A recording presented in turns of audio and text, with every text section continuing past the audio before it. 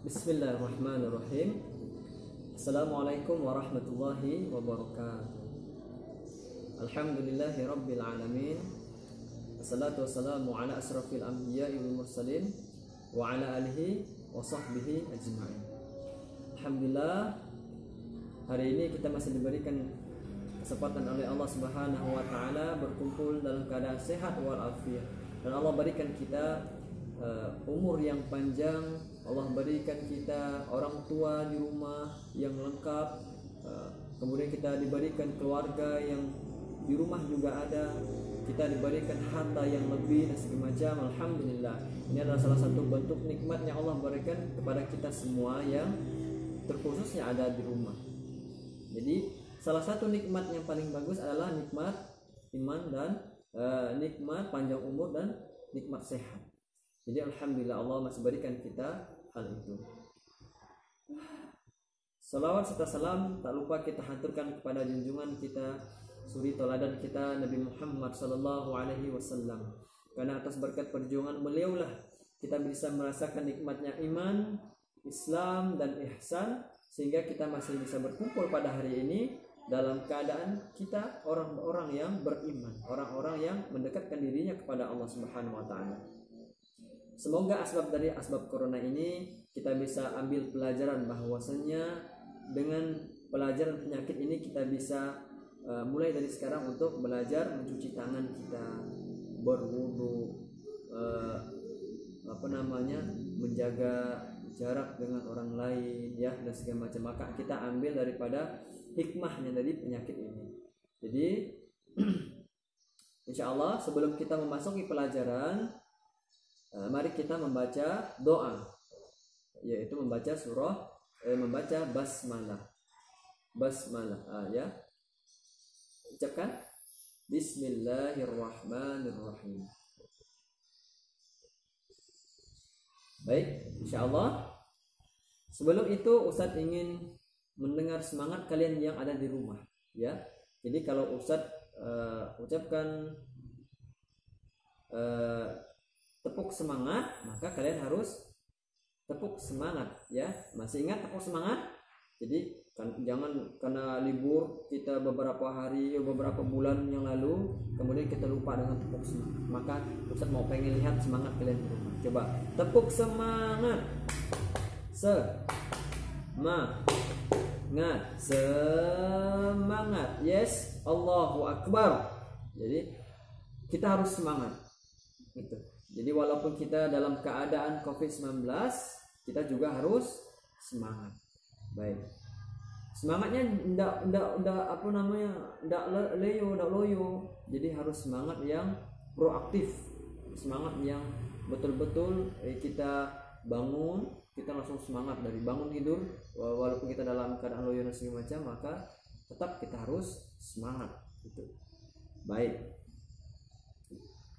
Silakan dibuka di bagian bab 2. Kemarin kita sudah masuk ke bagian bab 2. Kita akan masuk ke bagian bab 1 kemarin, ya. Kita akan masuk ke bagian bab 2.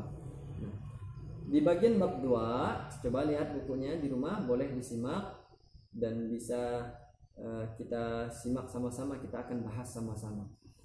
Nah, di bab 2 judulnya adalah kombinasi gerak dasar lokomotor, non-lokomotor dan manipulatif dalam permainan bola kecil. Baik. Nah, apa-apa saja apa itu namanya gerak lokomotor, non-lokomotor, manipulatif, itu apa geraknya? Coba lihat, buka di halaman sebelahnya. Baik. Ustaz pernah sampaikan kepada kelas-kelas yang lain bahwasanya gerak lokomotor itu apa, non lokomotor itu apa, manipulatif itu apa. Jadi di situ ada di bab 1. Nah, lokomotor itu apa? Berpindah tempat. Lokomotor adalah berpindah tempat. Yang harus kita ketahui adalah lokomotor berpindah tempat. Apa contohnya? Seumpama Ustadz berdiri. Nah, Ustadz kemudian bergerak ke sini. Nah, itu disebut dengan apa? Disebut dengan lokomotor, berpindah tempat dari tempat satu ke tempat yang lain. Berpindah kemanapun terserah. Itu disebut dengan lokomotor. Kemudian non lokomotor itu adalah tidak berpindah tempat. Ustadz berdiri di sini, Ustadz melakukan olahraga cuma di dalam kelas. Misalkan Ustadz cuma pemanasan seperti ini saja, 1, 2, 3, 4, 5, 6, 7, 8. Nah, itu disebut dengan gerak non lokomotor, tidak bergerak, tidak berpindah tempat. Ustadz fokus di satu tempat saja, berfokus kepada satu tempat saja, enggak bergerak. Jadi geraknya cuma di tempat. Nah, tapi tidak bergerak ke lain-lain, tidak bergerak ke lain-lain, tidak bergerak ke lain-lain. Cukup Ustadz di tempat melakukan olahraga. Itu disebut dengan gerak non lokomotor. Jadi tinggal dibalikkan saja. Kalau lokomotor berpindah tempat, non lokomotor maka tetap ya tidak berpindah tempat. Kemudian ada namanya lagi dengan manipulatif. Manipulatif itu apa? Menggunakan sesuatu di luar tubuhnya. Apa contohnya? Menggunakan sesuatu di luar tubuhnya. Ustadz ambil contoh seperti ini. Nah, ini Ustadz mengambil di luar tubuh Ustadz dengan raket ini. Maka itu disebut dengan manipulatif, menggunakan sesuatu di luar dirinya. Nah, sekarang coba lihat di bagian A. Sudah dibuka semuanya di rumah? Baik, kalau sudah silahkan dibuka di halaman itu. Ustadz ingin tanya, sebelum kita melakukan olahraga, maka penting bagi kita untuk melakukan apa dulu? Melakukan pemanasan. Jadi kalau kita melakukan pemanasan, insya Allah tubuh kita tidak akan terkilir, tidak akan cedera dan segala macamnya.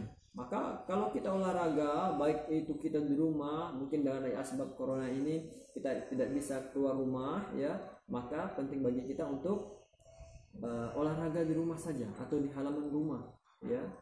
Itu. Jadi kita bisa manfaatkan di rumah untuk olahraga. Pemanasnya seperti apa? Banyak, menggunakan 1x8 statis atau 2x8 dinamis, gerakan yang 2x2 ya, 1x8, 2x8 itu juga bisa. Maka itu. Jadi sebelum melakukan olahraga, maka penting untuk melakukan pemanasan. Oke. Coba lihat di bagian A. Sekarang kita baca. Kombinasi gerak dasar lokomotor, non lokomotor, dan manipulatif dalam permainan kasti. Nah, sudah tahu apa itu permainan kasti? Ya, kalau kita pernah melihat kasti yang bulat, ya, bola kasti. Nah, kemudian ada lagi pemukul. Pemukulnya itu seperti pemukul, ya, panjangnya segini, pemukul. Maka itu disebut dengan pemain kasti. Beda dengan permainan kasti kita yang ada di kampung. Kita menggunakan pemukulnya apa? Dengan tangan kita, ya. Kalau misalkan kalian di rumah pernah bermain permainan kasti, maka sama Ustadz pun dulu melakukannya dengan tangan, tidak menggunakan pemukul kayu. Maka ini juga boleh dilakukan supaya kita juga berolahraga di rumah dalam keadaan sehat, gitu ya. Baik, sekarang kita baca sama-sama. Kasti merupakan salah satu permainan tradisional populer di Indonesia. Ini adalah salah satu permainan populer di Indonesia dan juga permainan tradisional yang ada di Indonesia. Lapangan permainan kasti berbentuk persegi panjang. Jadi berbentuk persegi panjang. Nanti kita akan lihat gambarnya di buku kita. Untuk memainkan kasti dibutuhkan bola dan alat pemukul. Perlu ada bola dan alat pemukul, ya. Bola kasti terbuat dari karet, ya. Boleh nggak kira-kira kita menggunakan membuat bulu kasti dari kelapa, ya. Ustadz dulu buatnya seperti dari kulit kelapa, dari daun kelapa. Maka ini juga boleh karena lembut, ya. Karena tidak menyakiti tangan kita, boleh, nggak masalah. Ya. Kalau kita tidak ada karet, bola kasti terbuat dari karet, itu nggak apa-apa karena ini terkenal dengan permainan yang tradisional dari asli Indonesia, ya. Pemukul kasti terbuat dari kayu dengan panjang yang lebih kurang 60 cm. Jadi terbuat dari kayu yang panjangnya sekitar 60 cm ya. Atau disesuaikan dengan postur tubuh pemain.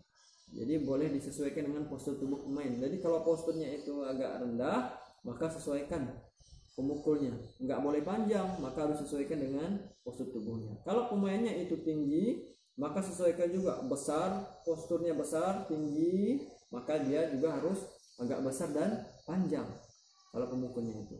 Jadi itu dia ya. Boleh kalian lihat ini di gambar di sebelahnya tentang permainan bola kasti. Jumlah pemain kasti dapat disesuaikan dengan jumlah orang. Jadi bisa disesuaikan dengan jumlah orang atau teman-teman kita. Jadi kalau seumpama teman kita itu ada 10 orang, maka tinggal dibagi saja. Jadi pemainnya 5 gitu. Semakin banyak pemain akan semakin menambah semarak suasana. Jadi kalau semakin banyak pemainnya, maka dia akan lebih senang, lebih suka, lebih semarak. Ya, seperti itu. Kasti dimainkan oleh 2 regu. Kasti dimainkan oleh 2 regu. Ya.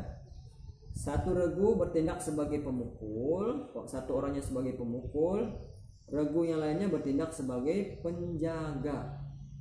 Jadi 1 pemukul, yang lainnya sebagai penjaga. Regu yang memperoleh skor terbanyak akan menjadi pemenang. Jadi kalau dia memukulnya atau skornya itu paling banyak, maka dia akan menang dalam permainan kasti.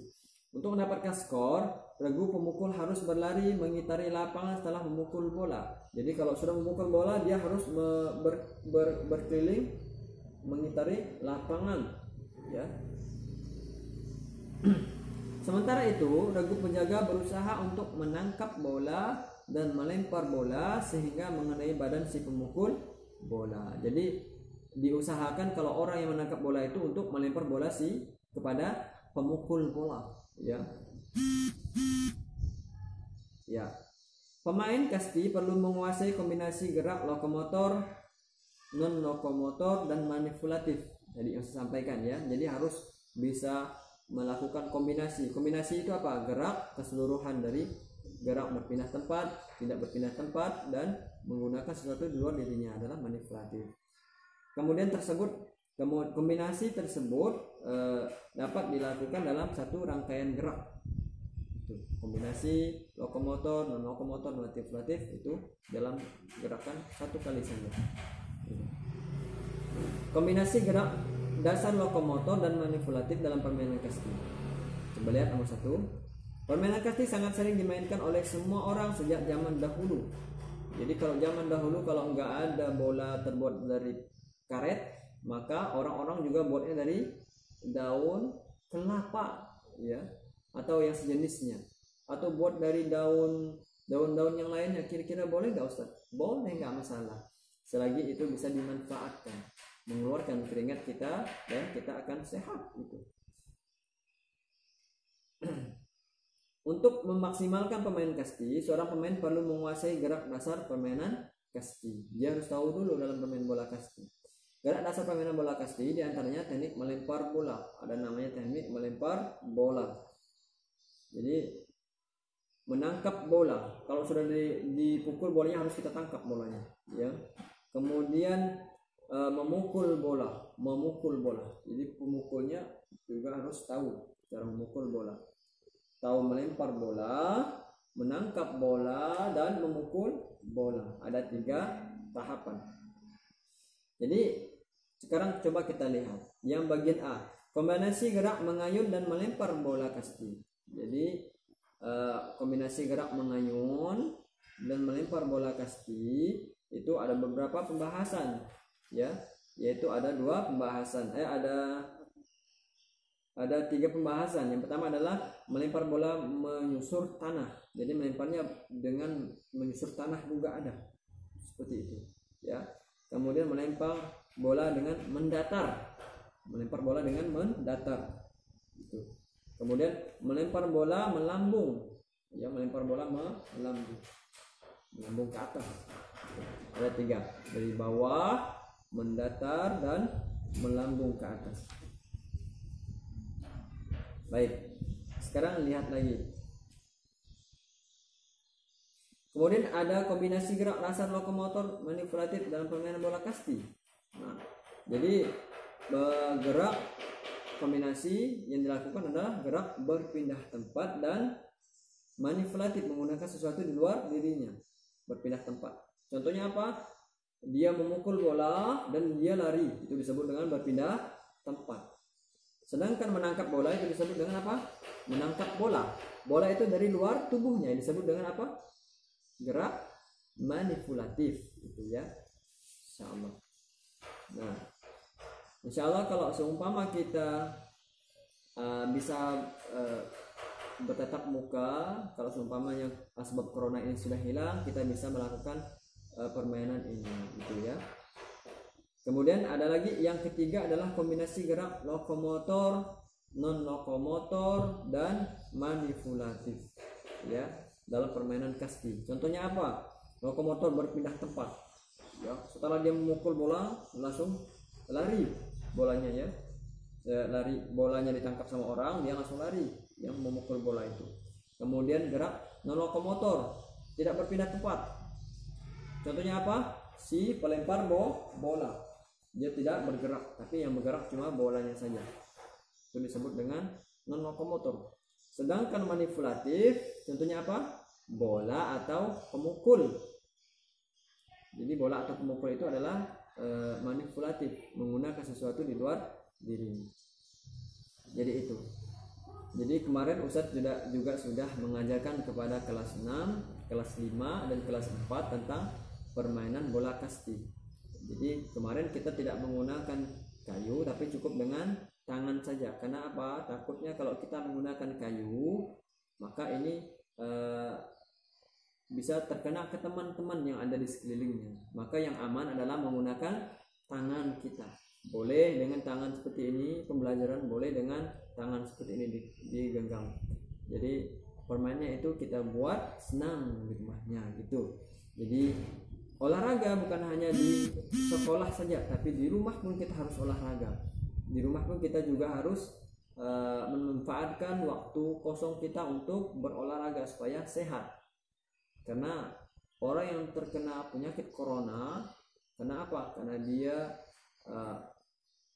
berdialog dengan orang, kemudian dia tidak sehat, lemah, karena sebabnya dia tidak berolahraga. Maka penting kita untuk berolahraga di rumah, ya. Jadi itu yang dapat Ustaz sampaikan, semoga bermanfaat untuk kita semuanya dan kita bisa praktekkan di rumah, kita berolahraga di rumah agar kita sehat terus, gitu ya.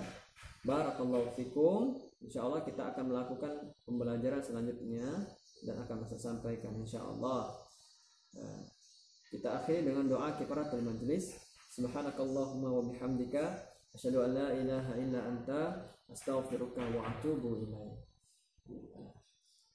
Assalamualaikum warahmatullahi wabarakatuh.